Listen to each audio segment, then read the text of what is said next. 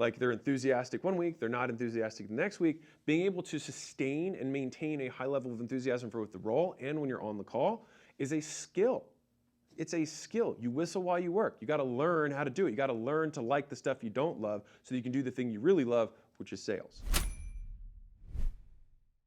The best salespeople kill for sport. So let me tell you this little analogy. Notice the little analogies. So I heard this from Mike Arcee, I just love this. He said, there's 3 types of salespeople. There's dogs, horses, and tigers. He's like, dogs, you got to feed them, and if you don't feed them, they starve to death. And you got to give them all this attention, you got to rub their belly every day, and the moment you stop, they die. Horses, they will gallop as long as you keep whipping them, but the moment you stop galloping, they just go down to a trot.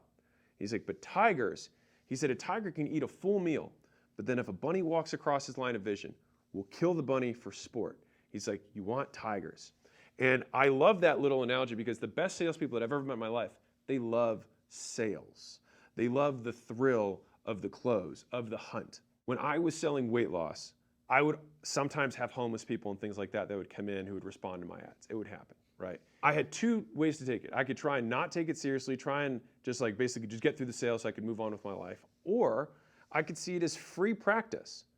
And what's crazy is the amount of times where I judged someone as poor and turned out that they just dress different, I don't know anything about that,